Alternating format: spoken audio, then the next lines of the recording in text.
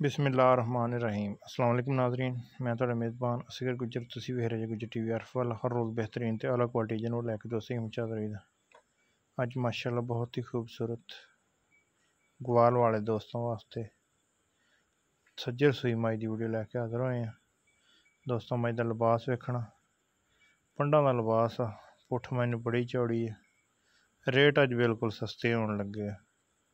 Free वर्गी मज, सूआ मज का चौथा पंजवा जोड़ा भी दोस्तों के सामने है, लेकिन बड़ी संभी फुल मोटी मज का कट्टा वा। बाडी मैनू मजबूत सोहनी, थण मैनू फुल पावर वाला दुध वाली मज आ। ते लिबास मैनू जिवें वलैतना गावां नूं हुंदा। ते रेट इंशाअल्लाह इस तरह का रेट किसी दोस्त ने नहीं कहा होना कि बिल्कुल रेट मकूल ते मुनासिब। इहदा बिल्कुल मकूल ते मुनासिब रेट आ 1,95,000 रुपया। इंशाअल्लाह ना ही किसी ने रेट इन्हें दिता होना ते ना ही देना। मज फुल मजबूत आ, लिस्सी नहीं मोटी है, चुआ मैनू बहुत चंगा वा। ते इस घरों जदों भी मज लई आ, मज 20 सेरियां निकलियां अल्लाह दे हुक्म नाल। ते ये मज भी ये जिथे भी इस घरों लैके भेजी आ, जनवन जांगलियां दे घर दी मज आ।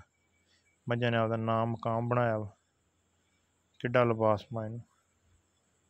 ये सिर्फ दोस्तों वास्ते भी आई दी वीडियो बिल्कुल जायज़ ते मकूल डिमांड 1,95,000 मज का मुल। थाना की गारंटी होएगी।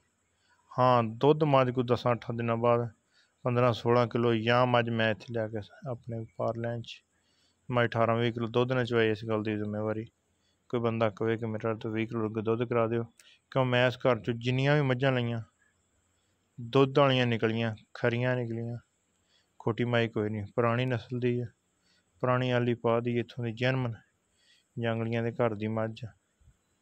थण मैनू फिर चोण मैनू बड़ा खुला वा, धारा मारियां बड़ा खुला चोण, ठीक है। अखा मैनू नस्ल मज दी, बाडी मैनू मजबूत मज। 1,95,000 का डिमांड आ। किसी भी दोस्त दंद शंद बिल्कुल कैम, डंडा सर्विस। बच्चा मैंने बड़ा मजबूत दिता। बुढ़ी मज दोस्तों के सामने है, बल्कि 20 सूए मज सू के बुढ़ी नहीं होने लगी। जी बाडी है अपने चौथे पंजे सूए होएगी मज, या जिन्ने भी सूए दोस्तों के सामने। बार रेट बिल्कुल जायज़ ते मकूल जहा वा 1,95,000 रुपया। अगर होवे तो रबता कर लेना। रबता नंबर 0300 567 2355 ही व्हाट्सएप ते एक कॉल नंबर।